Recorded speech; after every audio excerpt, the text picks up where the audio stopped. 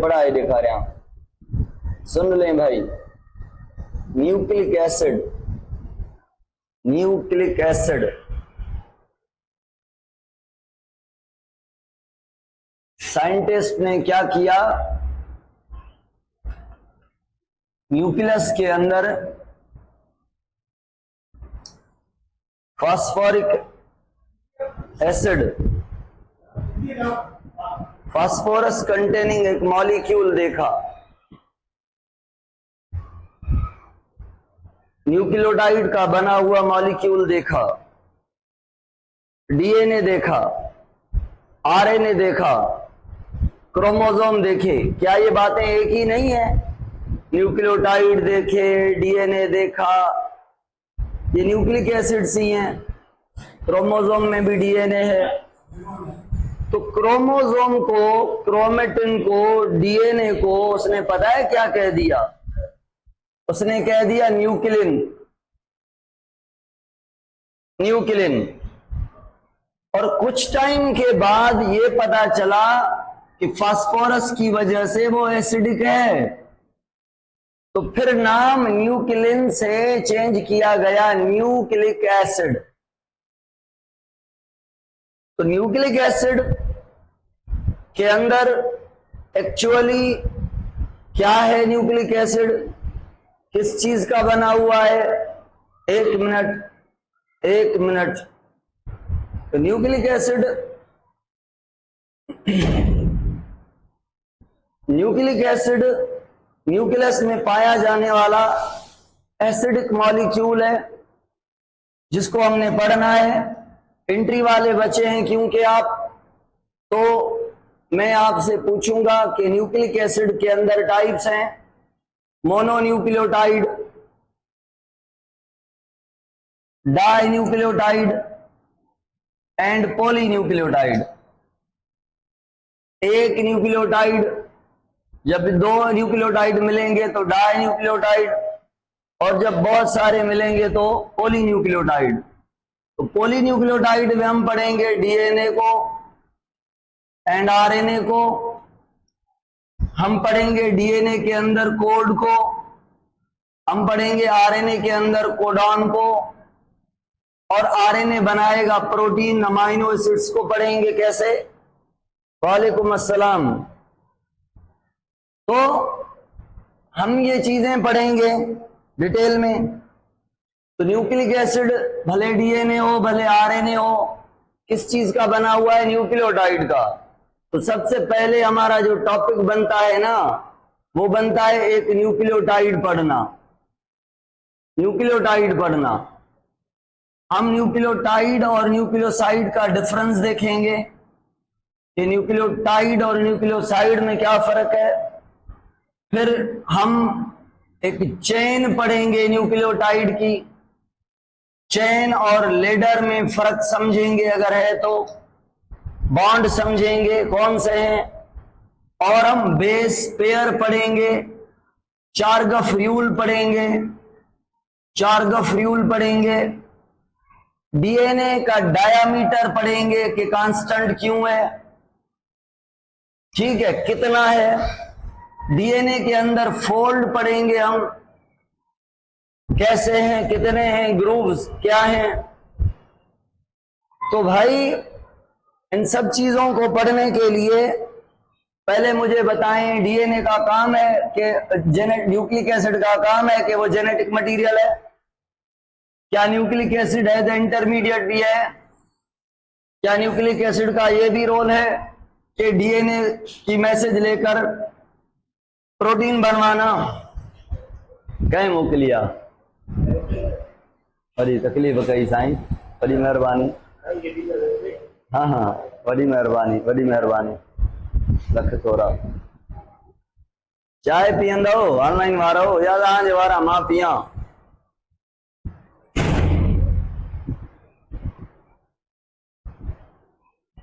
पीअंदव न? ठीकु आहे, पीअंदव त मां तव्हांखे पीआरियां थो, तव्हांजे वारां पीआं थो। जेको चवे थो न पीअंदासीं, ठीकु आहे, तव्हां पीओ। ओके, हा हा ठीकु आहे, घर वारनि खे चओ चांहि पीआरणी। तो न्यूक्लियोटाइड को हम पढ़ेंगे कि न्यूक्लियोटाइड के 3 कंपोनेंट्स हैं। उनमें से एक कंपोनेंट का नाम है नाइट्रोजन बेस, जिसको हम ऑर्गेनिक एसिड कहेंगे, जिसमें कुछ नाइट्रोजन बेस को कहेंगे ये प्यूरिन्स हैं, कुछ को कहेंगे कि ये पायरिमिडीन है, और पायरिमिडीन में आते हैं cytosine, thymine and uracil. Purine में आएंगे एडिनिन एंड गुआनिन। ये 5 नाइट्रोजन बेस हैं, 2 प्यूरिन 2 पिरिमिडीन। पिरिमिडीन की जो रिंग होगी वो सिंगल मेंबर्ड होगी, 6 कॉर्नर एक रिंग होगी, और पायरिमिडीन की जो रिंग होगी यानी एडिनिन और गुआनिन की वो डबल रिंग होगी। इसमें 4 नाइट्रोजन पाए जाएंगे, इनमें 2 नाइट्रोजन पाए जाएंगे। ये कार्बन, नाइट्रोजन और हाइड्रोजन की रिंग है। कार्बन, नाइट्रोजन और हाइड्रोजन की रिंग है। मेनली नाइट्रोजन रिंग कहते हैं, एसिडिक नेचर की है, इसे ऑर्गेनिक एसिड भी कहते हैं नाइट्रोजन बेस को। जैसे एबीसी के अल्फाबेट के लेटर्स होते हैं, ऐसे हम नाइट्रोजन बेस को डीएनए या आरएनए के लेटर्स मानते हैं। जो सारा न्यूक्लियोटाइड पढ़ेंगे उसमें 2 पार्ट और भी हैं, पेंटोज शुगर भी है, फॉस्फेट भी है, बट जो नाम देंगे न्यूक्लियोटाइड को वो इनकी वजह से देंगे कि भाई पेंटोज शुगर भी रखेंगे न्यूक्लियोटाइड में, पेंटोज शुगर रखेंगे। ये रखी हमने क्या, पेंटोज शुगर। फॉस्फेट भी रखेंगे हम, ये रखा, बट दूसरे न्यूक्लियोटाइड में पेंटोज शुगर होगी और फॉस्फेट होगा, तीसरे में भी, चौथे में भी, 5वें में भी। तो ये हर न्यूक्लियोटाइड में कॉमन होंगे। ये जो है किसी न्यूक्लियोटाइड में ये जुड़ेगा तो ये न्यूक्लियोटाइड कहलाएगा, ये एडेनिन बन गया। पेंटोज शुगर के पहले कार्बन पे नाइट्रोजन बेस जुड़ता है। अगर ये साइटोसिन है तो ये न्यूक्लियोटाइड साइटोसिन कहलाएगा। अगर ये थाइमीन है तो न्यूक्लियोटाइड थाइमीन कहलाएगा। अगर ये गुआनिन या एडेनिन है तो ये न्यूक्लियोटाइड गुआनिन या एडेनिन कहलाएंगे। तो न्यूक्लियोटाइड का जो नाम है वो नाइट्रोजन बेस की वजह से, इसलिए एमसीक्यू आता है, language of DNA depends upon, not depend upon. ठीक है, information is stored in the nucleotide is due to the nitrogen base, not due to the इनके वजह से। Every code have not same message due to the, every code have different type of nucleotide and different type of nucleotide due to the, समझ आ रही है? Not okay? Okay. तो जो information reserve करना डीएनए का काम है due to the nitrogen base.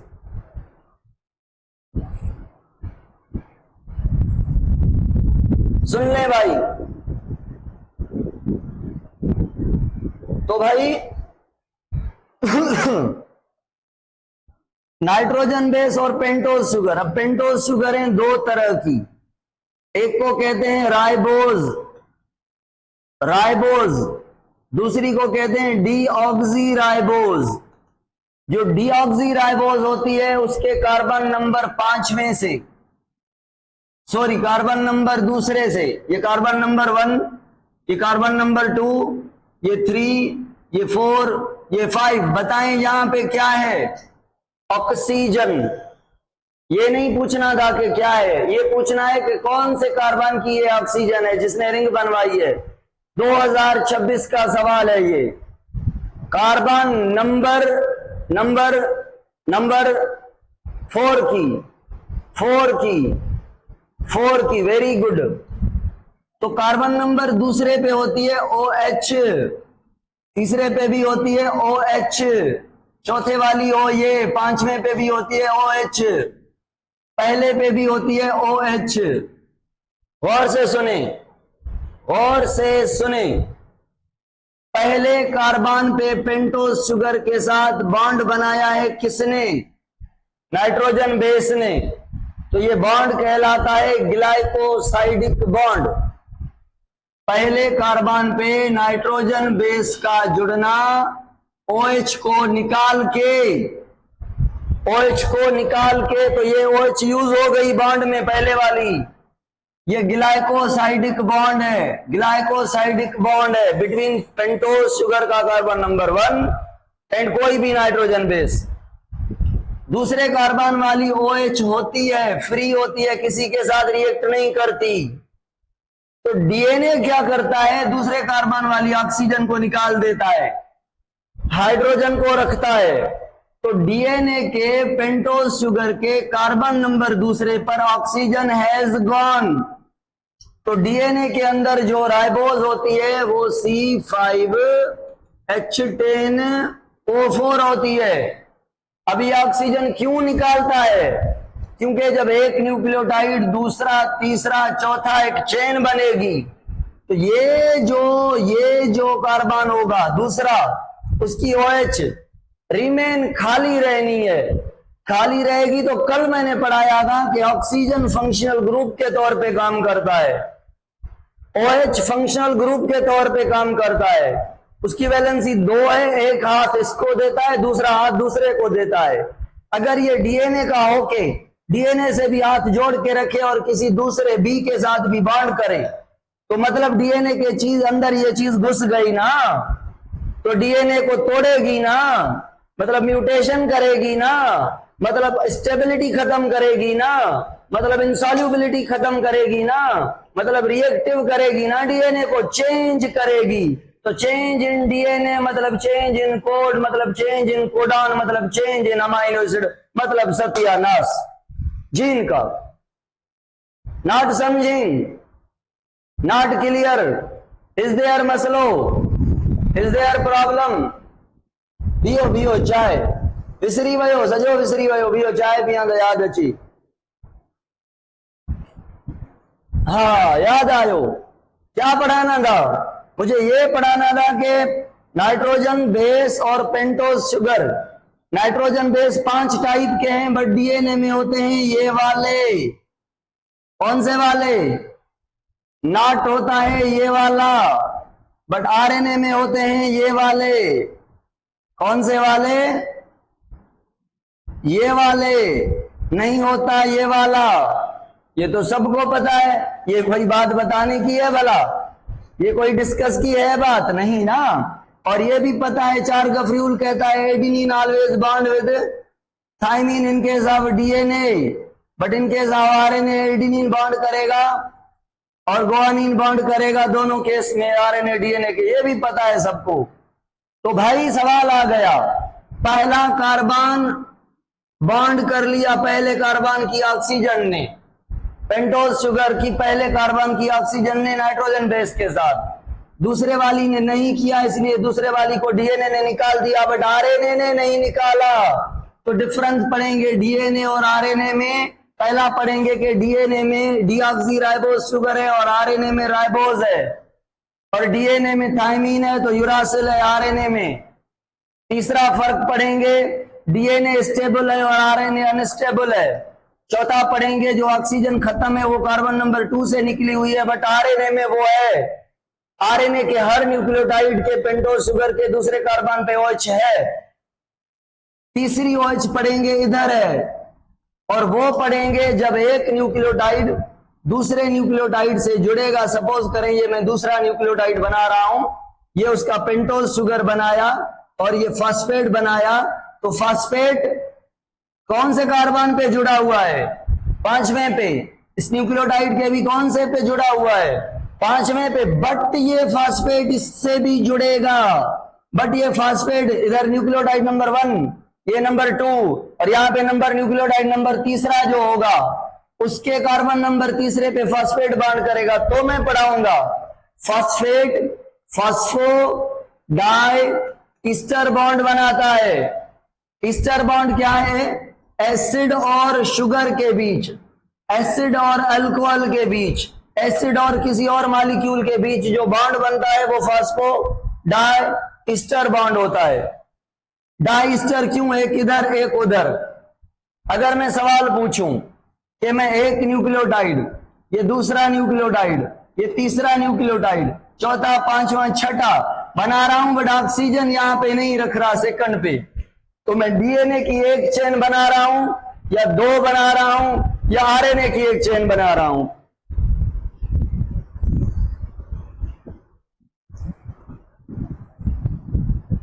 Amrit solo नाए छा ओ अमृत भाई सोलो नाए छा सोलो सुन लें सुन लें सुन लें सुन लें तो यो था चे पयो तव्हांखे तॾहिं पुछुम तो थोड़ो कॉन्फिडेंस बढ़े। हाँ ॿुध लें सुन लें भाई।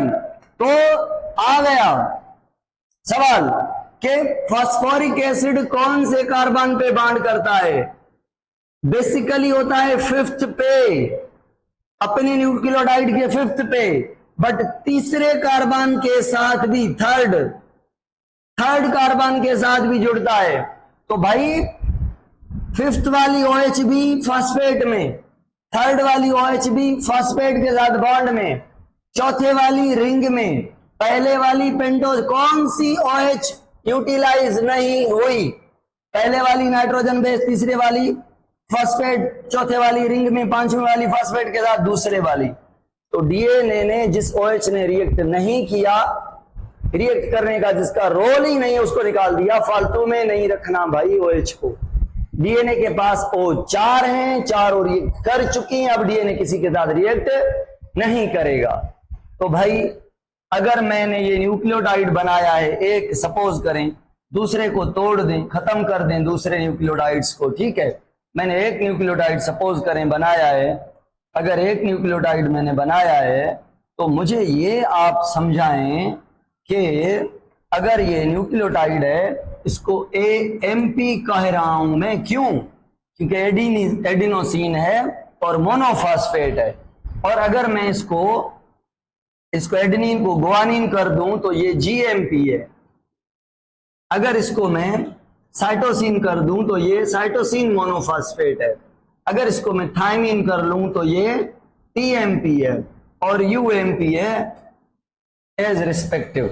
तो अगर मैं एक फॉस्फेट और लगा दूं और एडिनिन है तो ADP, GDP, CMP वगैरह वगैरह। अगर मैं तीसरा फॉस्फेट भी लगा दूं तो ये है ATP। अगर ये एडिनिन है तो नॉट समझिंग? कौन नहीं समझ रहा मेरी बात को?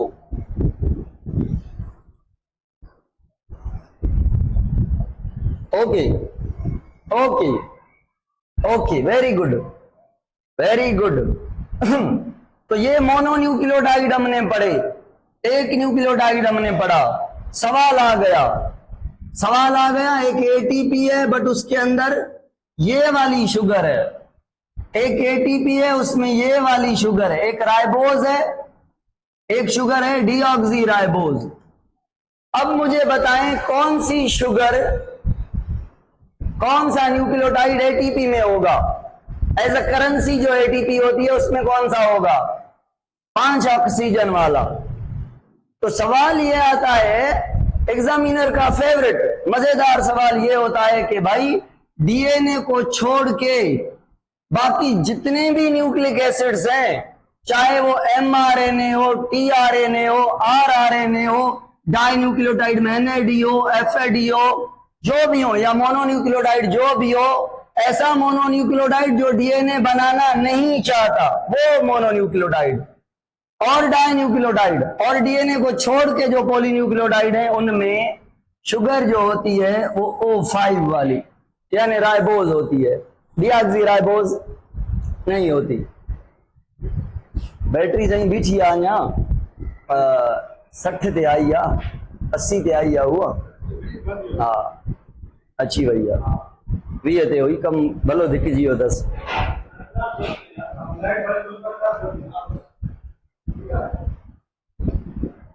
दरवाजे के नीचे बंद कहीं वंजो मेहरबानी।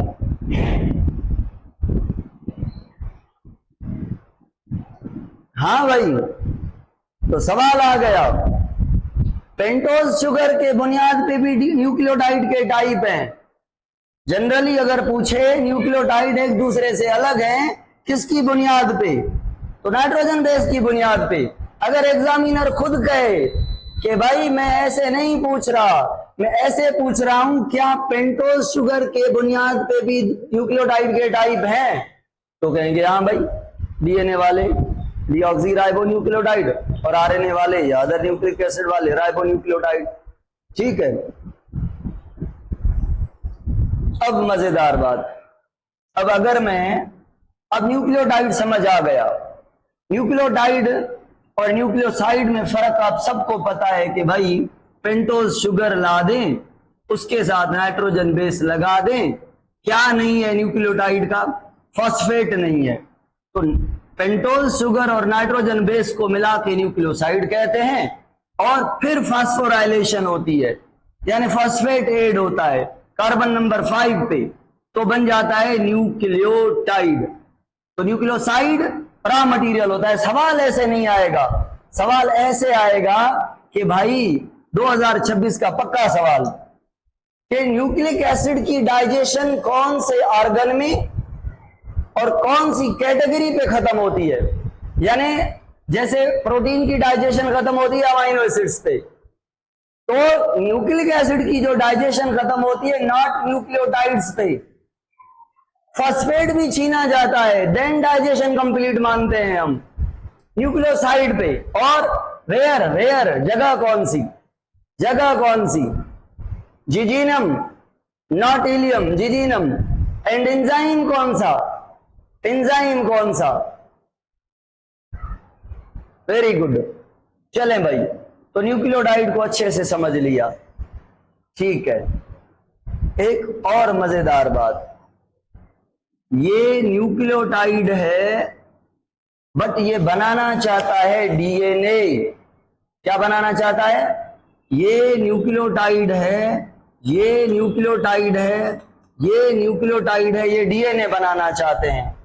तो पता है जब रिप्लिकेशन होती है तो ये डीऑक्सी राइबो न्यूक्लियोटाइड एटीपी है। एटीपी तो करेंसी नहीं है, ये वाली करेंसी नहीं है, ये न्यूक्लियोटाइड है विद 3 फास्फेट। आपको पता है तीसरे फास्फेट में ज्यादा एनर्जी होती है।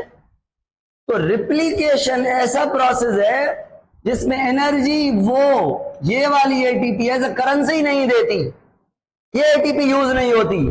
न्यूक्लियोटाइड्स के जो अपने फास्फेट होते हैं, भले वो जीटीपी हो, भले वो सीटीपी हो, भले वो टीटीपी हो, तहरीक तालिबान पाकिस्तान, समझ आ रही है ना। हाँ, क्या है ये, थाइमिन ट्राइफॉस्फेट। तो ये अपने जो तीसरा फॉस्फेट है उससे एनर्जी देते हैं, ये एक्सेप्शन है। यहां पे एटीपी राइबो न्यूक्लियोटाइड वाली एज अ करेंसी यूज नहीं होती। ये 2026 में पूछेगा पक्का, ना आए तो पैसे वापस सारे के सारे। चलें भाई, मजेदार बात पे आ गए हम, मजेदार बात पे आ गए हम। हमें पता है अब क्या बनाना है, हमें एक डीएनए बनाना है। फिर डीएनए और आरएनए का डिफरेंस देखना है, जो कि देखना भी नहीं चाहिए, बस पूछूंगा मैं। ठीक है, ये बात रिपीट करूं, ये तो सिंपल थी भाई कि एटीपी जो राइबो न्यूक्लियोटाइड वाली है वो सारे सिस्टम्स में एनर्जी देती है, बट डीएनए में जो रिप्लिकेशन करनी है उसके लिए जो एनर्जी चाहिए वो एटीपी यूज नहीं होती। जो न्यूक्लियोटाइड होते हैं 3 फास्फेट वाले, वही अपने फास्फेट निकलवा के एनर्जी देते हैं। अच्छा, सवाल आ गया, सवाल आ गया, सवाल ये, लेक्चर रिकॉर्ड हो रहा है। सवाल ये है कि मुझे बताएं, क्या बताएंगे कि अगर न्यूक्लियोटाइड रॉ मटेरियल आ रहा है 3 फास्फेट वाला, हर न्यूक्लियोटाइड में 3 फास्फेट हैं, तो डीएनए बनाने के बाद जो न्यूक्लियोटाइड डीएनए के पार्ट बन गए हैं, जो न्यूक्लियोटाइड में फास्फेट है, डीएनए बनाने के बाद न्यूक्लियोटाइड में कितने फास्फेट है? क्या तीनों ही हैं या एक है? क्या तीनों ही हैं या एक है? तो एक है तो 2 कहां गए भाई? उनको तोड़ा, उनकी एनर्जी यूज की और हैज गॉन कर दिया, उनको रिलीज हो गए एनर्जी दे के। मतलब क्या हुआ, वो जो फास्फेट थे उनके अंदर एनर्जी थी, उन्हीं की एनर्जी यूज की रिप्लिकेशन में। यही कॉन्सेप्ट था, सिंपल। सुन ले, डीएनए। तो मैं अब आपको एक स्ट्रैंड बना, आपको पता है डीएनए के 2 स्ट्रैंड होते हैं। एक होता है हम पढ़ते हैं 3 to 5 प्राइम, और दूसरा होता है हम पढ़ते हैं 5 to 3 प्राइम। पैरेलल होता है डीएनए, एंटी पैरेलल होता है। और क्यों होता है सुने। चलें, ये मैं पहला न्यूक्लियोटाइड का पहला नाइट्रोजन बेस बना रहा हूं।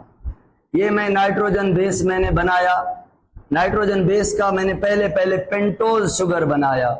पेंटोज शुगर के पहले कार्बन पे ये मैंने ऐड किया है, मुझे पता नहीं क्या ऐड किया है, आप बताएं क्या ऐड किया है। अभी पढ़ा है नाइट्रोजन बेस, कौन से कार्बन पे, कौन सा बॉन्ड। ओके, तो पेंटोज शुगर पे ये जुड़ रहा है फॉस्फेट 5वें कार्बन पे, एक न्यूक्लियोटाइड बन गया। इसको मैंने कह दिया है साइटोसिन। ठीक है, क्योंकि पैरामिडीन है, सिंगल रिंग स्ट्रक्चर है, या तो थाइमीन हो सकता है या तो साइटोसिन हो सकता है, गुआनिन और एडेनिन नहीं हो सकता। चलें भाई, मैंने ये दूसरा बना लिया न्यूक्लियोटाइड, और दूसरे न्यूक्लियोटाइड का पेंटोज शुगर बनाने के बाद इसको मैं ऐड कर रहा हूं नाइट्रोजन बेस। और जो नाइट्रोजन बेस में लगा रहा हूं, ये वाला जो नाइट्रोजन बेस है कोई प्यूरिन। चले, मैंने गुआनिन कर दिया इसको, ठीक है, और इस पे भी लगा दिया मैंने फॉस्फेट। 2 न्यूक्लियोटाइड बन गए। अब अगर मैं तीसरा न्यूक्लियोटाइड बनाना चाहूं तो ये तीसरा न्यूक्लियोटाइड आपकी आंखों के सामने, और सिमिलरली हमने वही पार्ट्स रखे हैं, बट यहां पे मैंने जो नाइट्रोजन बेस लगाया है वो, चलें थाइमीन लगा देते, थाइमीन हो गया। अब सपोज करें ये 3 न्यूक्लियोटाइड नहीं है, ये एक पहला न्यूक्लियोटाइड है, बीच में हजारों लाखों न्यूक्लियोटाइड है, और ये वाला लास्ट है, ये वाला आखिरी है। सपोज करें हैं 2-3, सपोज करें ये वाला आखिरी है। तो जहां से डीएनए शुरू हो रहा है ना, जहां से डीएनए की चेन शुरू हो रही है, वहां पे आप देखेंगे पेंटोज शुगर का ये वाला कार्बन कौन सा, तीसरा कार्बन फ्री है। इससे पहले कोई न्यूक्लियोटाइड नहीं है, ये पहला न्यूक्लियोटाइड है। तो 3 प्राइम का कहने का मकसद होता है पहले न्यूक्लियोटाइड के तीसरे कार्बन से वो स्ट्रैंड शुरू होती है, वो फ्री है। अच्छा, एक न्यूक्लियोटाइड दूसरे से जुड़ा हुआ है, हमने पढ़ा फॉस्फोडाइस्टर बॉन्ड से डाइस्टर बॉन्ड क्या है हमने पढ़ा। तो हर न्यूक्लियोटाइड का फॉस्फेट अपने न्यूक्लियोटाइड के 5th कार्बन से तो बॉन्डेड है, बट ऊपर वाले न्यूक्लियोटाइड के कार्बन नंबर 3 से भी बॉन्डेड है। तो सवाल ये आता है, एक बॉन्ड होता है न्यूक्लियोटाइड्स का कि भाई ये इधर वाला न्यूक्लियोटाइड है, ये वाला जो मैं न्यूक्लियोटाइड बना रहा हूं ये सेम चेन का है या अपोजिट चेन का न्यूक्लियोटाइड बना रहा हूं मैं।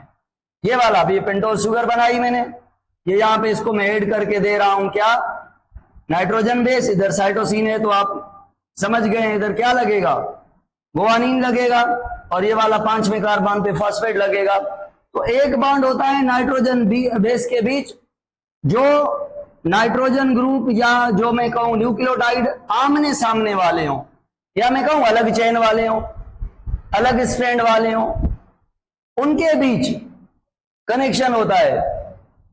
तो अगर यहां पे मैं बॉन्ड बनाऊं तो ये बॉन्ड डायरेक्ट पेंटोज शुगर के बीच तो नहीं बनेगा, ये बनेगा किसके बीच, जो नाइट्रोजन बेस है उनके बीच। तो चार्गफ्यूल हमने पढ़ा 5-10 मिनट पहले, क्या पढ़ा चार्गफ्यूल में हमने, चार्गफ्यूल ने क्या कहा कि cytosine always bond with guanine.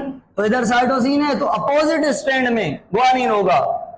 अच्छा, मैंने तो साइटोसिन के ऊपर भी गुआनिन रखा है, क्या ये अपोजिट गुआनिन होना जरूरी है या ऊपर होना जरूरी है, बताएं जल्दी कमेंट में, जल्दी बताएं क्या कह रहे हैं, अपोजिट होना जरूरी है। तो चार्गफ्यूल जो है वो अपोजिट वाले न्यूक्लियोटाइड पे फॉलो होता है। और अगर मैं कहूं, अब सवाल आ गया, अगर ये साइटोसिन 10 हैं तो मतलब पक्की बात है उनके सामने गुआनिन होंगे, तो जितना नंबर साइटोसिन का होगा उतना ही नंबर गुआनिन का होगा। सवाल आ गया भाई 30% आपके साइटोसिन है डीएनए में, मैं गुआनिन नहीं पूछ रहा, अभी मैं पूछ रहा हूं एडेनिन की परसेंटेज क्या है भाई, 20। क्यों कह रहे हैं 20, सही कह रहे हैं, कंफर्मेशन है, पक्का यकीन है, कितनी परसेंटेज, 200%, चलें ठीक है, सही कह रहे हैं, साइटोसिन 30 है तो गुआनिन भी 30 होगी, इन दोनों को मिला के 60 हो गई, बाकी बचे एडेनिन और थायमिन, वो 20-20% होंगे, तभी जाके 100% पूरा होगा। Very good. सुने भाई, तो अगर मजेदार बात, ये न्यूक्लियोटाइड एक चेन वाला और ये न्यूक्लियोटाइड अपोजिट चेन वाला, अकॉर्डिंग टू चार्गफ रूल जो दो न्यूक्लियोटाइड साथ है ना, उन दो को मिला के कहते हैं बेस पेयर। क्या मैं इन दो को मिला के बेस पेयर कह सकता हूं? इन दो को, ऊपर नीचे वालों को, सेम चेन वालों को। तो सवाल आता है कि भाई हमें समझाएं कि जो नाइट्रोजन बेस है वो अपोजिट चेन के न्यूक्लियोटाइड के बीच बनेगा या सेम चेन के न्यूक्लियोटाइड के बीच? फिर सवाल आता है, ये तो सीधा था, ये तो सीधा, फिर सवाल आता है नाइट्रोजन बेस के बीच कौन सा बॉन्ड होता है, या बेस पेयर के बीच, बेस पेयर को जोड़ने के लिए कौन सा बॉन्ड होता है? अब बेस पेयर को जोड़ने के लिए क्या आपको एक्सप्लेन कर रहा है कि नाइट्रोजन बेस के बीच, बट आपने समझ लेना है कि अगर वो कह रहा है बेस पेयर के बीच मतलब अपोजिट न्यूक्लियोटाइड के बीच।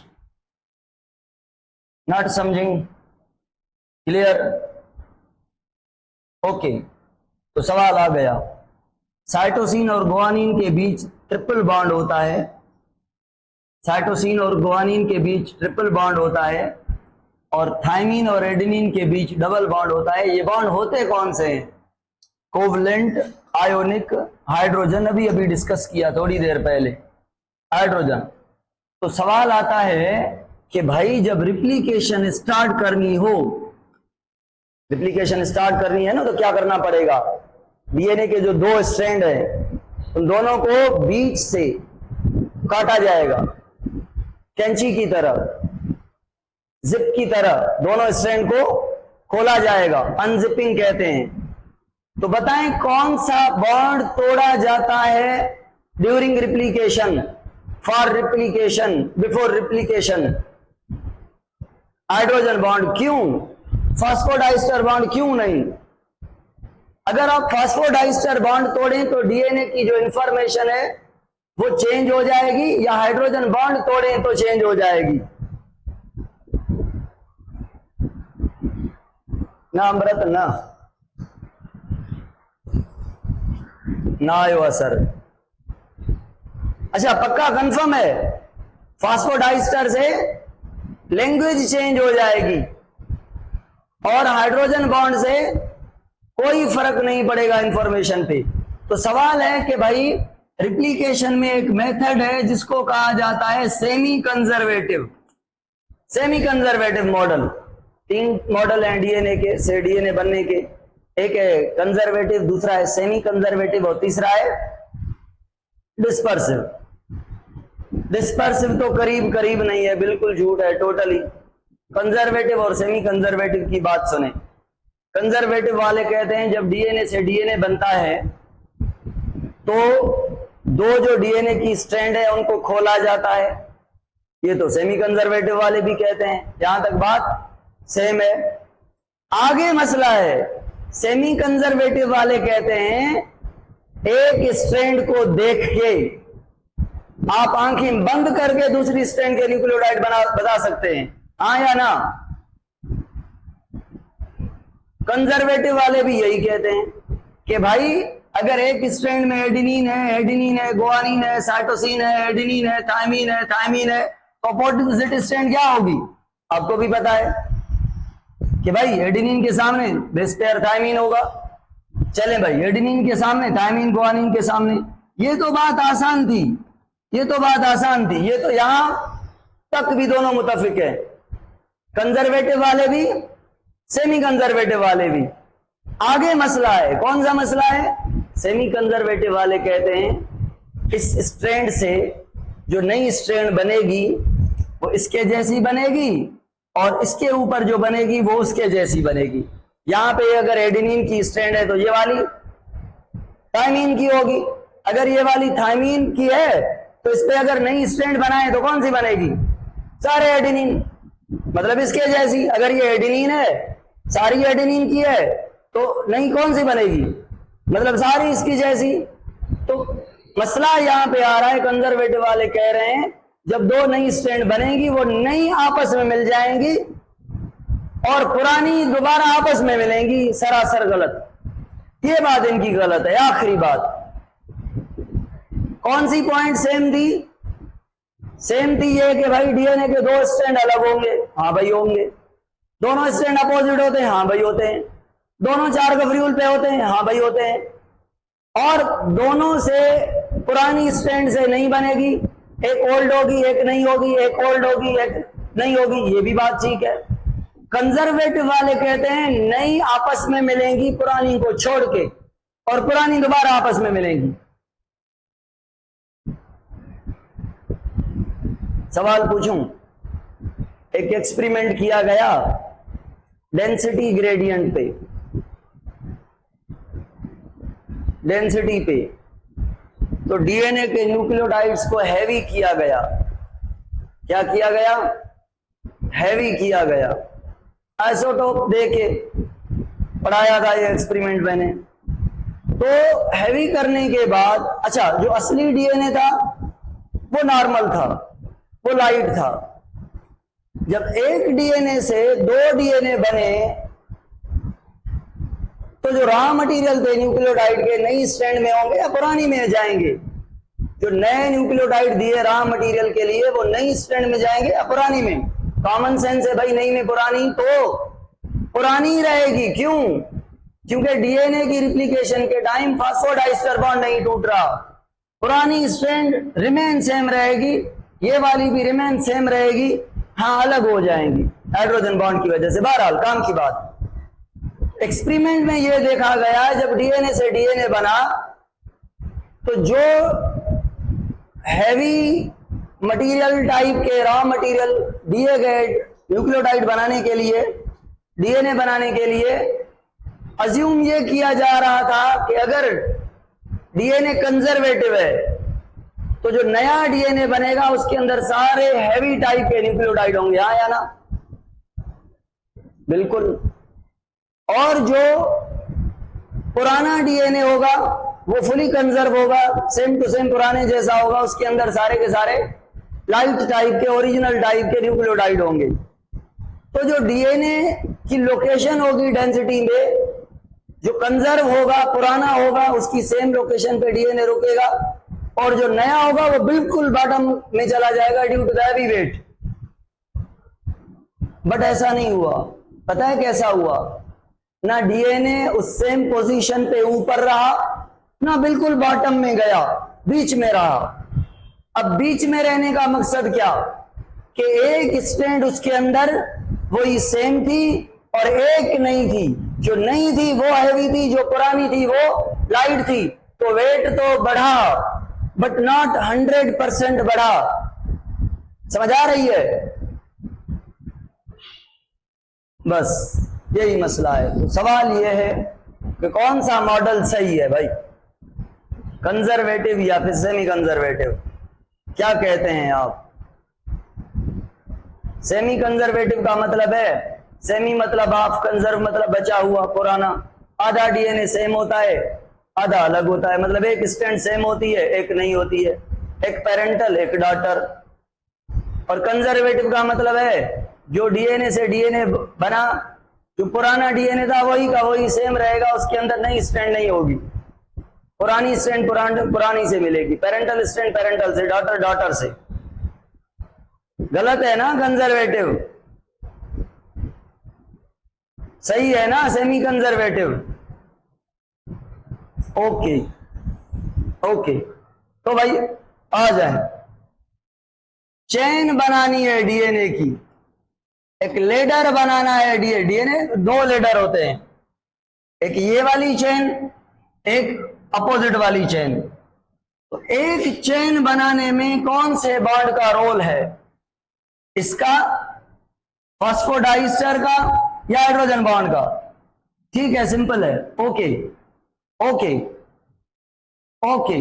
तो भाई पहला न्यूक्लियोटाइड था, उसका कार्बन नंबर 3 फ्री था। अगर इसी चेन के लास्ट में जाएंगे, लास्ट न्यूक्लियोटाइड को देखेंगे, उसके पेंटोज शुगर का कार्बन नंबर 5 जो है वो फ्री होगा, ये इसके ऊपर एक और न्यूक्लियोटाइड और तो है ही नहीं, ये लास्ट है। तो 5 प्राइम का मतलब होता है लास्ट जो न्यूक्लियोटाइड है उसका जो 5वां कार्बन है वो फ्री रहेगा, उसके ऊपर कोई न्यूक्लियोटाइड अटैच्ड नहीं है। अगर आप इसके अपोजिट वाली स्ट्रैंड को देखेंगे तो सबसे जो लास्ट न्यूक्लियोटाइड है यानी ऊपर वाला, उसका कौन सा कार्बन खाली रहेगा? ये carbon number 1, carbon number 2, carbon number 3 खाली रहेगा। और अगर उसका फर्स्ट न्यूक्लियोटाइड देखेंगे ये वाला, तो फर्स्ट का कौन सा कार्बन है? ये फ्री 5वां। समझ आ रही है? तो स्ट्रैंड पैरेलल नहीं होती, एंटी पैरेलल। इसका डायरेक्शन है 3 to 5, तो इसका है 5 to 3। ओके, एक है 3 to 5 तो दूसरी है 5 to 3। अब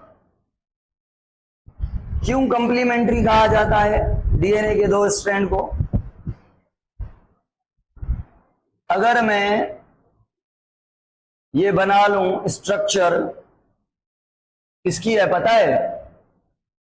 पहचानेंगे इस मॉलिक्यूल को, डीएनए की। तो ये मैं ब्लैक कलर से बना रहा हूं, ये नाइट्रोजन बेस है या बेस पेयर है या न्यूक्लियोटाइड है? क्या बनाया मैंने? Base pair. तो अगर इधर है एडेनिन तो उधर होगा, ये तो कॉमन है, सिंपल है। बात ये नहीं थी, मैं ये पूछना नहीं चाहता, मैं ये कहना चाहता हूं आपको कि ये जो फोल्ड नजर आ रहा है ना, कॉइलिंग, इससे लेके यहां से डीएनए अंदर गया और सेम टू सेम वही पोजीशन पे वापस आया, तो ये एक टर्न है। डीएनए डबल हेलिक्स है, डबल स्ट्रैंडेड है, एंटी पैरेलल है और डीएनए कॉइल्ड है। दोनों स्ट्रैंड एक दूसरे के ऊपर कॉइल्ड है। अब हम ये समझना चाहेंगे कि जो एक टर्न जिसको हम मानते हैं उसके अंदर बेस पेयर कितने आएंगे, न्यूक्लियोटाइड कितने आएंगे, टोटल न्यूक्लियोटाइड कितने आएंगे और लेंथ में न्यूक्लियोटाइड कितने आएंगे। तो जवाब हमें ये मिलेगा, लेंथ में 10 न्यूक्लियोटाइड, बेस पेयर का जवाब भी 10 मिलेगा, टोटल न्यूक्लियोटाइड 20 मिलेगा। सुन लें कैसे कि भाई जो एक टर्न है ना, अगर मैं आपसे कहूं कि ये एक बेस पेयर है, ये दूसरा, ये तीसरा, ये चौथा, ये 5वां, छठा, ये 7वां, ये 8वां, ये 9, ये 10वां, 1 2 3 4 5, एक टर्न में अगर काउंट करें ना तो आपके 10 बेस पेयर हैं। क्यों पता है? क्योंकि हर बेस पेयर के बीच जो स्पेस है ना 3.4 एंगस्ट्रॉन, 3.4 एंगस्ट्रॉन, एंगस्ट्रॉन का पता है 0. कितना 34 नैनोमीटर। भाई कितने एंगस्ट्रॉन मिलके 1 नैनोमीटर बनता है? 10 ना, 10 angstrom is equal to 1 nanometre. तो आप इसको 3.4 एंगस्ट्रॉन कह सकते हैं, एक बेस पेयर के बीच स्पेस है। तो टोटल कितने हैं? 10 मल्टीप्लाई करें 3.4 को 10 से तो 34 एंगस्ट्रॉन बन रहे हैं, है ना। यानी अगर इसको मैं नैनोमीटर में कहूं तो 3.4 नैनोमीटर कह सकता हूं एक टर्न की लेंथ। क्या मैं 3.4 नैनोमीटर कह सकता हूं? ओके, तो हर बेस पेयर के बीच, एक बेस पेयर ये दूसरा बेस पेयर, इसके बीच स्पेस कितनी है? 3.4 एंगस्ट्रॉन या 0.34 नैनोमीटर। चलें रजन साहब, ओके हो गया। एक टर्न में, अच्छा एक टर्न किसको मानते हैं? कैसे पता चलेगा कि ये एक टर्न, एक कॉइल है? जहां से डीएनए की स्ट्रैंड अंदर जाए वहीं पे वापस आए। एक टर्न यहां पे, फिर ये स्ट्रैंड अंदर गई और वहीं उसी पोजीशन पे वापस लौट आए। तो कॉइल बनाने के लिए दो ग्रुप होते हैं, एक को कहते हैं माइनर ग्रुप, दूसरे को कहते हैं मेजर ग्रुप। या माइनर ग्रुप से लेकर माइनर तक, या कहते हैं मेजर ग्रुप से लेकर मेजर तक एक टर्न होता है। आपकी मर्जी जहां से काउंट करें। माइनर से स्टार्ट करेंगे तो माइनर तक, मेजर से स्टार्ट करेंगे तो मेजर तक। Not okay, not minor to major, ये तो ऑफ टर्न हो गया। अगर मैं पूछूं माइनर ग्रूव तो लेकर मेजर ग्रूव तक how many total nucleotides are there, 2026 का सवाल। सर भजन साहब को नमस्ते, अब बार नमस्ते कंदा दांगे, आवाज आंगे सलाम पहुंचायो। 5 बेस पेयर, कौन कह रहा है 5 बेस पेयर, 10 न्यूक्लियोटाइड टोटल, कौन कह रहा है ये, कौन कह रहा है? सब कह रहे हैं, सही तो कह रहे हैं, बिल्कुल बिल्कुल बिल्कुल, मतलब ये ऑफ टर्न हो गया। मजेदार बात बताऊं, जो सवाल आता है एंट्री में, पता है कौन सा आता है? सवाल ये आता है कि डीएनए का जो डायामीटर है वो कांस्टेंट 20 एंगस्ट्रॉन यानी 2 नैनोमीटर क्यों है? उसका जवाब है प्यूरिन एंड पायरिमिडीन की आपस में बॉन्डिंग। मतलब इधर से अगर एडेनिन है, प्यूरिन है तो उधर पिरिमिडीन, अगर इधर पिरिमिडीन है तो उधर प्यूरिन, अगर इधर प्यूरिन है तो इधर साइड पिरिमिडीन। मतलब एक पिरिमिडीन है तो दूसरा प्यूरिन, मतलब एक डबल है तो दोनों डबल आपस में नहीं जुड़ेंगे, दोनों सिंगल रिंग आपस में नहीं। अगर दोनों सिंगल रिंग जुड़े तो वहां से डीएनए पतला हो जाएगा, अगर दोनों डबल जुड़े तो वहां से डीएनए थोड़ा मोटा हो जाएगा। एक डबल रिंग होता है, एक नाइट्रोजन बेस सिंगल रिंग होता है, एक प्यूरिन में से होता है। क्या मैं कहूं, चारगफ ने कहा, किसने कहा? चारगफ ने कहा कि डीएनए के अपोजिट स्ट्रैंड में बेस पेयर में एक प्यूरिन एक पिरिमिडीन होता है, दोनों प्यूरिन नहीं होते, दोनों पिरिमिडीन नहीं होते। क्या ये स्पेसिफिक बात है या जो अभी कह रहा हूं वो स्पेसिफिक है कि भाई एक प्यूरिन एक पिरिमिडीन? और अभी सुने, अभी सुने ना, और सुने, पहले ईमान ना अपना खराब करें ना, पहले तो ना जवाब देना, दूसरी बात सुने। इससे ताकत वाली भी हो सकती है, इससे और स्पेसिफिक भी हो सकती है, गलत भी हो सकती है। तो दूसरी बात यह है, एक साइड है एडेनिन, दूसरी साइड है थायमिन, ये स्पेसिफिक आंसर है। एक प्यूरिन एक पिरिमिडीन, ये स्पेसिफिक है। बताएं भाई,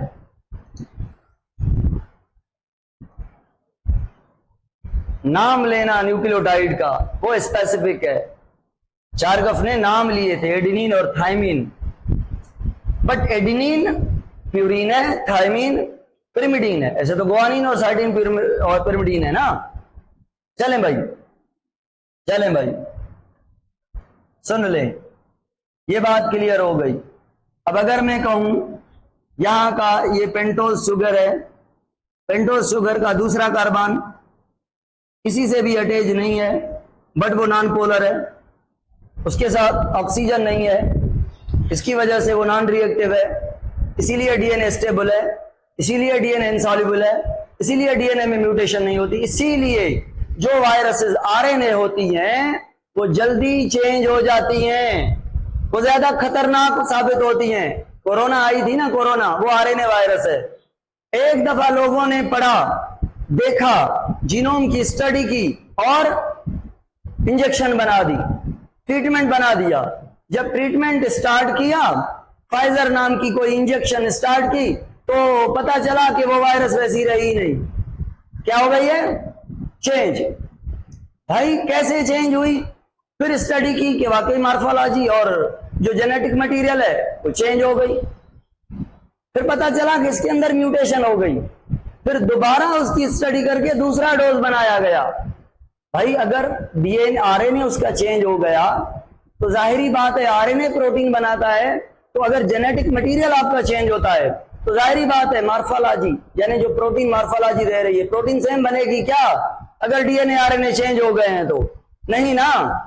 तो क्या म्यूटेशन से ओनली डीएनए या आरएनए पे फर्क पड़ता है या मार्फोलॉजी पे भी, फिनोटाइप पे भी, प्रोटीन पे भी?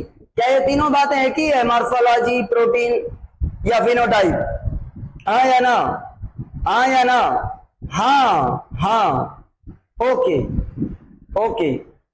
तो अगर डीएनए वायरस होती तो इलाज बना देते, बनाने के बाद वायरस अपना म्यूटेंट टाइप 2 नहीं बना पाती, पहले ही हैज गॉन हो जाती।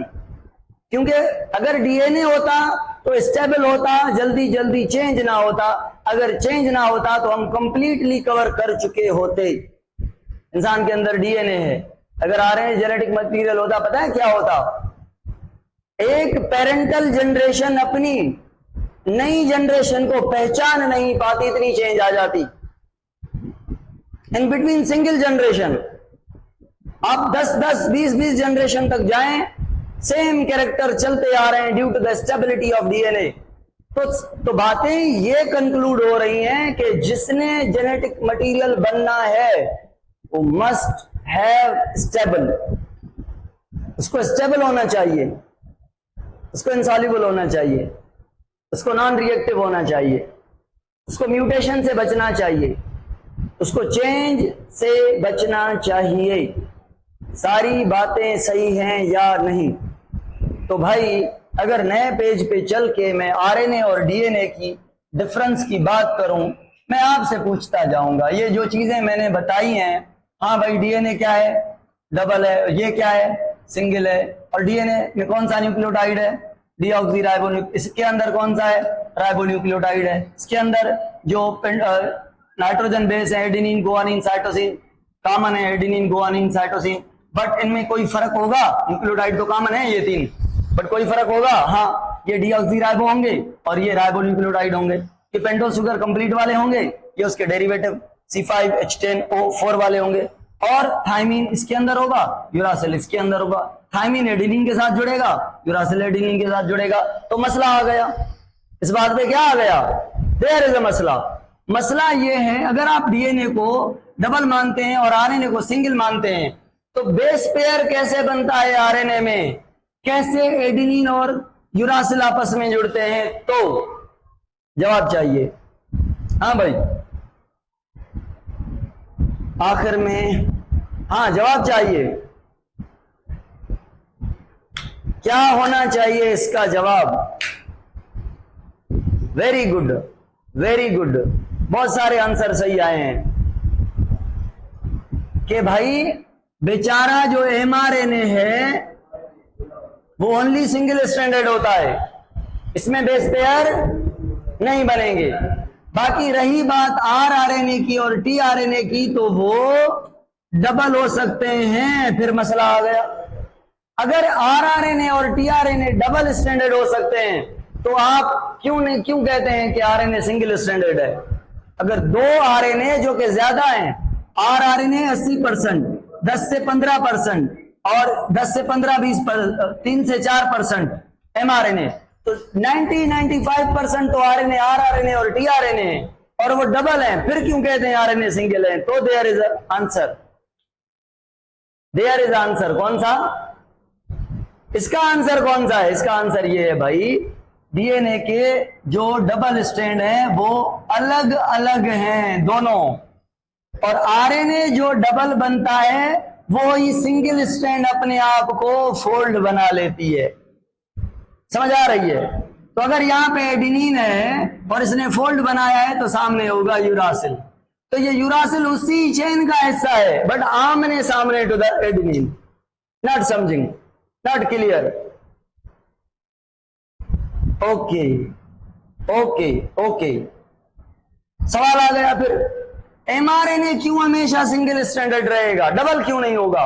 अगर डबल हो जाए तो क्या होगा? देयर इज अ मसला।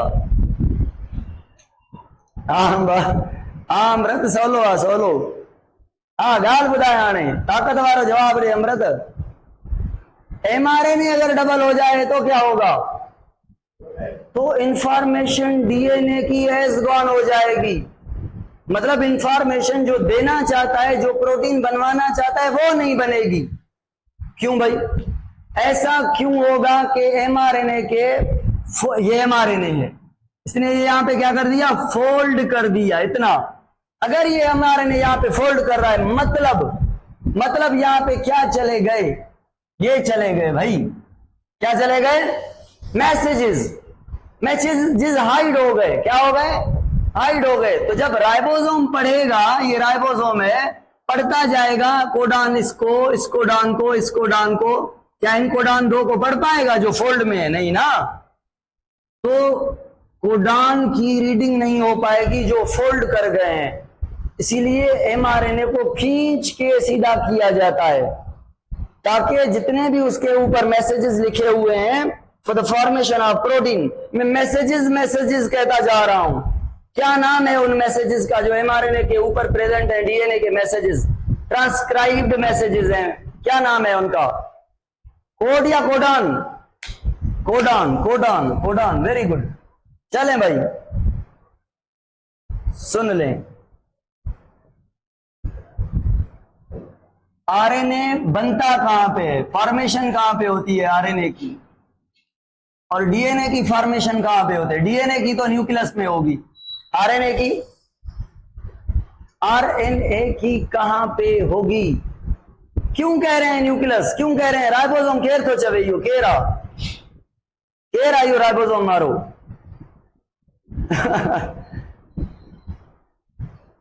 न्यूक्लियस में होगी भाई। न्यूक्लियस में क्यों होगी? क्योंकि आरएनए डीएनए से बनता है, तो जहां डीएनए वहां पे ट्रांसक्रिप्शन होगी ना। ये छो तकड़ छो कंदा हो, खबर दो। ये आंसर आपको आ रहा था, बस मैंने इंटेंशन ऐसा दिखाया कि कहीं और इसकी फॉर्मेशन होती है। आप मेरे इंटेंशन की वजह से आप कहीं और चले गए। मैंने ऐसा रियलाइज करवाया देयर इज अ फर्क साइट में, तो आपने चेंज कर दिया आंसर अपना। एग्जामिनर की यही कोशिश होती है कि स्टेटमेंट में आपको कहीं और ले जाए, तो आपने संभल के रहना है। स्टेटमेंट पे बेईमान होना है, स्टेटमेंट को दोबारा पढ़ना है। एक दफा समझ आ जाए, कहना है नहीं दोबारा पढ़ूंगी, मैं पढ़ूंगा। क्यों? क्योंकि मैं भी कोई लॉजिक रखी हुई हो। तो स्टेटमेंट को लाजमी 2 बार, ऐसे होता है ना, 4 से 5 क्वेश्चन ऐसे होते हैं जो जल्दी जल्दी में लगता है कि ये सही है, और आपको लगता जो है, आप कहते हैं वाह वाह ये तो 1 सेकंड में हल हो गया, और आप यूं टिक करके चले आते हैं। 2-4 सवाल ऐसे गलत हो जाते हैं। वापस आ जाएं वापस। तो भाई अगर मैं एनएडी की बात करूं ना, एनएडी और एफएडी, ये क्या है? डाई न्यूक्लियोटाइड है। एनएडी निकोटिनामाइड एक न्यूक्लियोटाइड है, एफएडी फ्लेवेनामाइड एक न्यूक्लियोटाइड है, बाकी एडेनिन। तो ये डाई न्यूक्लियोटाइड है, एक न्यूक्लियोटाइड, इसमें एडेनिन होगा। ये दूसरा न्यूक्लियोटाइड, उसके अंदर निकोटीन होगा। तो ये फॉस्फेट पता है, डाई न्यूक्लियोटाइड जो है उनके अंदर बॉन्डिंग ऐसे होती है, ऐसी बॉन्डिंग नहीं होती, 5-3 बॉन्डिंग नहीं होती, फॉस्फेट टू फॉस्फेट बॉन्डिंग होती है। ये 2026 में पूछेगा। कब पूछेगा? 2026 में। एनएडी और एफएडी में जो निकोटीन है ये भी नाइट्रोजन बेस है, जो एफएडी है उसमें फ्लेविन है, ये भी नाइट्रोजन बेस है, बट असेसरी। क्या? असेसरी। तो नेसेसरी नाइट्रोजन बेस कौन से? Adenine, guanine, cytosine, thymine and uracil, जो आरएनए और डीएनए में। Necessary nucleotide nicotine and flavin, ये दोनों असेसरी न्यूक्लियोटाइड हैं। ये डीएनए और आरएनए में नहीं है, बट डाई न्यूक्लियोटाइड में है। तो डाई न्यूक्लियोटाइड आपके क्या है? कोएंजाइम है। और कोएंजाइम कौन से विटामिन से बनते हैं? विटामिन बी के डेरिवेटिव है। ठीक है, तो आपके जितने भी एनएडी है, एफएडी है, एनएडीपी है, इनके अंदर जो बॉन्डिंग होगी फॉस्फेट टू फॉस्फेट होती है, फॉस्फोडाइस्टर बॉन्ड 3 और 5 कार्बन के बीच, बाकी न्यूक्लियोटाइड की तरह नहीं होती। Not okay, not clear, okay. अच्छा, ये रही बात डाई न्यूक्लियोटाइड की। तो फिर डाई न्यूक्लियोटाइड के पास सवाल आ गया कि डाई न्यूक्लियोटाइड अगर एडेनिन होंगे और निकोटीन होगा, या फ्लेविन होगा और एडेनिन होगा, अगर ये एफएडी होगा या एनएडी होगा, तो इसके पास न्यूक्लियोटाइड कौन से होंगे? डीएनए वाले, आरएनए वाले, राइबोज वाले, डीऑक्सीराइबोज वाले? क्या होने चाहिए? राइबोज वाले होंगे, रिएक्टिव होंगे, अनस्टेबल होंगे। ठीक है, क्या मैं एनएडी और एफएडी दोनों जो डाई न्यूक्लियोटाइड हैं, इनको मैं एनर्जी कैरियर कहूं? क्यों कहता हूं? Partially energy carrier. जैसे चेक मिलता है हमें, उसे कैश करवाने बैंक पे जाना पड़ता है, ऐसे इनको हाइड्रोजन मिली है, और हाइड्रोजन के पास एटीपी बनाने का पावर है, जैसे चेक में पैसे लिखे होते हैं। तो ये हाइड्रोजन को लेके जब ग्लूकोज को तोड़ते हैं, इसकी ऑक्सीडेशन करते हैं, तो हाइड्रोजन निकालते हैं, तो वो हाइड्रोजन बड़े काम की होती है, सोने के बराबर होती है, सोने से भी ज्यादा होती है। तो उस हाइड्रोजन को ये लेके जाते हैं NADH बन के या FADH बन के या NADPH बन के। Not clear? सवाल आ गया। सेल्यूलर रेस्पिरेशन में ये NADH बन के जाते हैं या FADH बन के जाते हैं या NADPH बन के जाते हैं? कौन से फॉर्म में नहीं बन के जाते? इन तीनों में से कौन से फॉर्म में सेल्यूलर रेस्पिरेशन में नहीं बन के जाते? फॉस्फेट नहीं होता। ये जो फॉस्फेट का किस्सा है only related to the photosynthesis वाले प्रोसेस में। सेल्यूलर रेस्पिरेशन में NAD होता है, सिंपल FAD होता है, और रिड्यूस होकर NADH बनता है, FADH बनता है। ठीक हो गया। उसके बाद अगर मैं आपसे कुछ सवाल पूछूं, फाइंड अप कर रहे हैं चीजों को कि भाई ये RNA है, कौन सा RNA है? mRNA है। कहां से बना? एक होता है mRNA, दूसरा होता है tRNA, तीसरा होता है rRNA। सबसे ज्यादा rRNA क्यों है? क्योंकि ये उस ऑर्गेनेल में है जो प्रोटीन बनाता है। सबसे बॉडी में प्रोटीन है, तो प्रोटीन बनाने वाला भी ज्यादा होना चाहिए ना, तो राइबोसोम ज्यादा होना चाहिए। तो राइबोसोम ज्यादा होता है और बना किसका हुआ है? RNA और प्रोटीन का। तो rRNA इसलिए ज्यादा है क्योंकि ये राइबोसोम बनाता है, और राइबोसोम सबसे ज्यादा पाए जाने वाला सेल ऑर्गेनेल है। और क्यों ज्यादा पाए जाने वाला सेल ऑर्गेनेल है? क्योंकि ऐसी चीज बनाता है जो सेल को सबसे ज्यादा जरूरत में है। Not clear? चलें, rRNA की परसेंटेज क्या है भाई? 80। tRNA की परसेंटेज क्या है? 10 से 15। और अगर मैं नंबर बताऊं कि 40 से प्लस tRNA होते हैं। अगर मैंने प्रोटीन खाई, क्या खाई? प्रोटीन खाई, उसको मैंने स्टमक में डाइजेस्ट किया, जीजीएम में डाइजेशन कंप्लीट की, वहां से मैंने अमाइनो एसिड को, प्रोटीन को कन्वर्ट किया अमाइनो एसिड में, यानी डाइजेशन की। अमाइनो एसिड को ब्लड में फेंक दिया, यानी एब्जॉर्प्शन। समझ रहे हैं सब ये बातें? तो एब्जॉर्प्शन के बाद जो आपके अमाइनो एसिड प्रोटीन के सेल में गए, कहां गए? ब्लड कहां देके आई? सेल को। क्यों? क्योंकि cell wants to produce its own proteins. क्या? प्रोटीन। तो प्रोटीन बनाने के लिए हमने सेल के साइटोप्लाज्म में रखे हैं क्या? तो सेल के अंदर अमाइनो एसिड्स अवेलेबल हैं डिफरेंट टाइप के। तो tRNA वहां से साइटोप्लाज्म से अमाइनो एसिड को उठा के, tRNA 40 टाइप हैं और अमाइनो एसिड 20 टाइप के हैं। स्पेसिफिक tRNA होते हैं, अपने स्पेसिफिक अमाइनो एसिड को लेके आते हैं। कहां पे? ये mRNA होता है। mRNA पे 3 न्यूक्लियोटाइड जो होते हैं उनको क्या कहते हैं? 3 न्यूक्लियोटाइड को क्या कहते हैं? कोडॉन। और जो स्टार्ट कोडॉन होता है उसको क्या कहते हैं? कौन सा स्टार्ट कोडॉन होता है? AUG। क्या कहते हैं? Start codon. बाकी जो कोडॉन होते हैं वो भी कोडॉन होते हैं, बट स्टार्ट कोडॉन नहीं, लीडिंग कोडॉन कहते हैं। क्या? लीडिंग कोडॉन कहते हैं, लीडिंग कोडॉन कहते हैं, लीडिंग। और आखिरी जो कोडॉन होता है उसको हम स्टॉप कोडॉन कहते हैं, स्टॉप कोडॉन। स्टॉप कोडॉन और स्टार्ट कोडॉन में से कौन से कोडॉन के पास मैसेज नहीं है, खाली है, नॉन इंफॉर्मेटिव कोडॉन है? Stop codon. Stop codon 3 type के होते हैं, बट RNA में एट अ टाइम 3 में से कोई एक होता है, 3 में से कोई एक होता है। तो जब mRNA बन जाता है न्यूक्लियस से, उसको मैसेज होता है DNA का, वो कहां पे जाता है? कौन से ऑर्गेनेल के पास mRNA जाता है मैसेज लेकर? राइबोसोम के पास। तो राइबोसोम का ये स्मॉलर सब यूनिट होता है, येलो कलर से बना रहा हूं, ये स्मॉलर सब यूनिट होता है राइबोसोम का। स्मॉलर सब यूनिट के बिल्कुल सेंटर पे ये कोडॉन, स्टार्ट कोडॉन आके बैठता है। सपोज करें ये कोडॉन कौन सा है? AUG, start codon. वहां पे आके बाइंड होता है tRNA, क्या लेके आता है? Amino acid. अब tRNA के अंदर भी 3 न्यूक्लियोटाइड, वैसे तो बहुत न्यूक्लियोटाइड हैं, बट 3 न्यूक्लियोटाइड ऐसे हैं जो कोडॉन से बॉन्ड करते हैं चार्गफ रूल के अकॉर्डिंग। किसके अकॉर्डिंग? चार्गफ रूल के अकॉर्डिंग। तो अगर ये AUG है तो A के सामने क्या होना चाहिए? U है तो U के सामने क्या होना चाहिए? A। अगर G है तो G के सामने क्या होना चाहिए? C। अगर AUG के सामने tRNA के ऊपर जो न्यूक्लियोटाइड है 3 चार्गफ रूल के अकॉर्डिंग है, तो क्या मैं कहूं कोडॉन के अपोजिट है? तो उन्हें कहा जाता है एंटी कोडॉन। तो tRNA के पास क्या होता है? एंटी कोडान होता है जिससे पता चलता है कि ये सही मैसेज पे आया है। अगर बाइंड हुआ सही सही, मतलब इसके ऊपर जो लिया हुआ अमाइनो एसिड है वो सही है।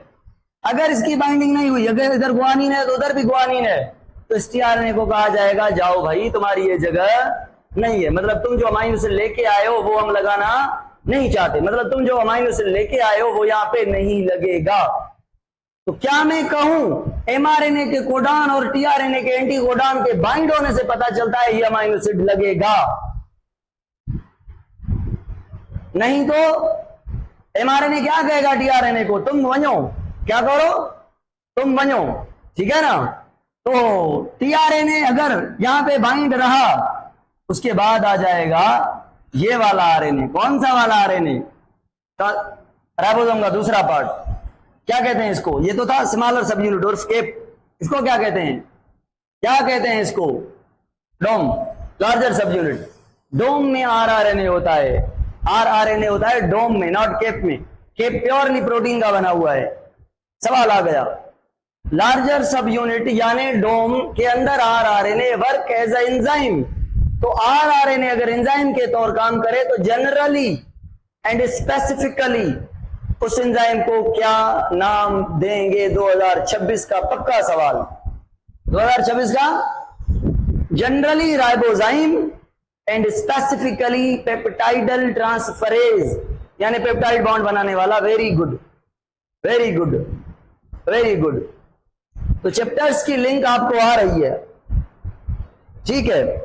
बस 5 मिनट में हमारा चैप्टर ये पूरा है और बाकी लिपिड जो बची वो कल पढ़ेंगे। तो भाई दूसरा टीआरएनए जो आएगा, दूसरा टीआरएनए आएगा, क्या लेके आएगा? अमाइनो एसिड लेके आएगा, दूसरे कोडान से जुड़ेगा। अगर सही जुड़ेगा तो, सही जुड़ेगा तो, सही जुड़ेगा तो पेप्टाइडल ट्रांसफरेज उठेगा और इस बॉन्ड को तोड़ेगा। किस बॉन्ड को तोड़ेगा?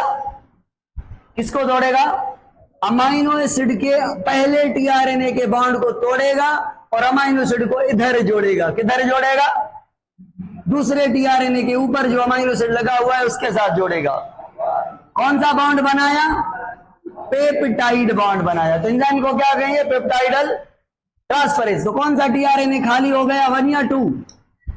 1 जो पहले आया, ये इधर से निकलेगा। कैसे निकलेगा? राइबोसोम आगे जंप करेगा। राइबोसोम कहां जंप करेगा? आगे जंप करेगा। कितना आगे जंप करेगा? 1 कोडान आगे जंप करेगा। 1 कोडान या 3 न्यूक्लियोटाइड आगे? 1 कोडान या 3 न्यूक्लियोटाइड आगे, या एक मैसेज आगे? बात एक ही है, बात एक ही है, बात एक ही है। Very good. तो फिर आएगा कौन जंप करने के बाद? टीआरएनए। क्या लेके आएगा? Amino acid. जब लेके आएगा सही बाइंड करेगा तो उठेगा कौन? Peptidyl transfer. तोड़ेगा क्या? ये बॉन्ड, और जोड़ेगा क्या? Peptide bond. उसके बाद ये वाला भी क्या हो गया? फ्री। अब ये जंप करेगा एक और स्टेप आगे। जब आगे जंप करेगा, मुझे बताएं, ये टीआरएनए जो खाली था ये राइबोसोम के अंदर रहा या बाहर निकल गया? बाहर निकल गया। तो ये वाली जो साइट है, यहां से टीआरएनए नए नए आते हैं तो ए साइट कहते हैं, अमाइनो एसिड के इंटर होने की साइट। और बीच वाली जो साइट होती है वो पेप्टाइड बॉन्ड वाली पी साइट कहते हैं। और जो आखिरी साइट होती है वो एग्जिट साइट। यानी राइबोसोम के अंदर 3 साइट्स होती हैं, एक कोडान ये, दूसरा कोडान ये, तीसरा कोडान ये। जो ये वाली बीच वाली साइट है ये पी साइट है, यहाँ पे पेप्टाइड बॉन्ड होगा। ये वाली जो साइट है ये amino site, entering amino acid के आने की साइट है। और ये वाली जो साइट है ये एग्जिट साइट है, यहां से टीआरएनए खाली होके निकलेगा। तो क्या मैं कहूं ये राइबोसोम जंप लगाता जाएगा कोडान पे, जब आखिरी पे आएगा तो अगर मैं कहूं ये सेकंड लास्ट टीआरएनए है और ये अमाइनो एसिड की क्या बनी हुई है? चेन। ये पॉलीपेप्टाइड चेन है और अब आया आखिरी टीआरएनए खाली, बिना अमाइनो एसिड के। तो जो खाली टीआरएनए आया है इसको आप टर्मिनेटिंग फैक्टर कहेंगे या टीआरएनए कहेंगे? स्टॉप कोडान पे जो टीआरएनए होता है वो खाली आता है, इसीलिए उस टीआरएनए को टर्मिनेटिंग फैक्टर कहते हैं। तो जो टर्मिनेटिंग फैक्टर आएगा, जुड़ेगा सही, जुड़ेगा सही, पेप्टाइडल ट्रांसफरेज उठेगा और इस बॉन्ड को तोड़ेगा। अब जोड़े किससे भाई? कोई हो तो उससे जोड़ा जाए ना रिश्ता, कोई है ही नहीं। जब है नहीं तो प्रोटीन की प्रोडक्शन बंद। The mechanism is said to be as termination. तो टर्मिनेशन कहां पे होगी? स्टॉप कोडॉन पे। और बीच में क्या होगी? इलॉन्गेशन। और स्टार्ट क्या होगी? इनिशिएशन। प्रोटीन फॉर्मेशन के 3 स्टेप है, इनिशिएशन, इलॉन्गेशन एंड टर्मिनेशन। और डीएनए से आरएनए का बनना ट्रांसक्रिप्शन है। क्या इसका बनना ट्रांसक्रिप्शन है, या इसका बनना ट्रांसक्रिप्शन है, या इसका बनना ट्रांसक्रिप्शन है, या तीनों का बनना ट्रांसक्रिप्शन है? तीनों का बनना ट्रांसक्रिप्शन है। तीनों के ट्रांसक्रिप्शन के बाद कौन सा आरएनए है जो जिससे ट्रांसलेशन होगी, जिससे ट्रांसलेशन होगी, जिससे ट्रांसलेशन होगी, वो एमआरएनए। अगर मैं पूछूं कौन सा आरएनए है जो ट्रांसलेशन में रोल प्ले करेगा, तो तीनों, तो तीनों, तो तीनों। बट इंफॉर्मेशन किसकी यूज होगी? इसकी। प्रोटीन बनाएगा कौन? ये। मटेरियल रॉ कौन लेके आएगा? ये। ठीक है, तो ये आपका यहाँ पे न्यूक्लिक एसिड पूरे हो गए। डीएनए के अंदर क्या फर्क है, आरएनए क्या है, नाइट्रोजन बेस क्या है, न्यूक्लियोटाइड क्या है, न्यूक्लियोसाइड क्या है, मोनोन्यूक्लियोटाइड क्या है, एटीपी क्या है, एटीपी एज अ डीऑक्सीराइबोन्यूक्लियोटाइड क्या है, एटीपी एज अ राइबोन्यूक्लियोटाइड। अगर एटीपी डीऑक्सीराइबोन्यूक्लियोटाइड है तो डीएनए का ऐसा बनेगी, एडिनोसिन बनेगी। अगर एटीपी है एज एनर्जी करेंसी, या तो एनर्जी देगी या तो आरएनए का ऐसा बनेगी, है ना? Not clear. डीएनए से डीएनए का बनना रेप्लिकेशन, डीएनए से आरएनए बनना ट्रांसक्रिप्शन, और आरएनए से प्रोटीन बनाना ट्रांसलेशन। तो ट्रांसलेशन जो होगी वो साइटोप्लाज्म में होगी। इसीलिए ribosome have to go from the nucleus to the cytoplasm on the ribosome for the formation of protein. Slide back, ये स्लाइड बैक, ये स्लाइड बैक स्क्रीनशॉट ले लें। और कल हम लिपिड को कंप्लीट करेंगे इंशाल्लाह, लिपिड को कंप्लीट करेंगे। अज भलो पढ़ो से, माशाल्लाह, भली गाल आहे, भलो पढ़ो से। तो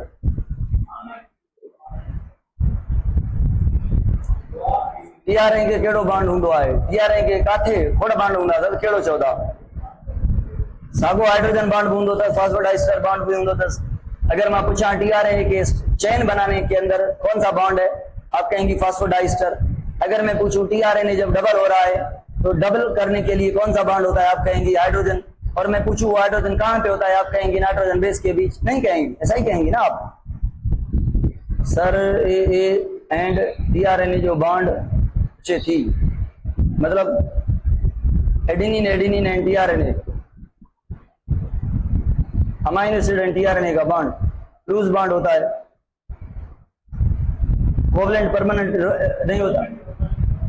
अब आप 5 मिनट ताकत वाली चाय पियो, घर वारनि खे चओ चाय वाय ॾियनि, लंच जो टाइम थियो आहे त लंच कयो, छड़ा 5 मिनट, ठीकु आहे। पानी पियो, जूस पियो, ॿाहिरि चकर हणी अचो, जेको कुझु कयो हुन खां पोइ तव्हांजी केमिस्ट्री वरी हलंदी। 50, 55, 60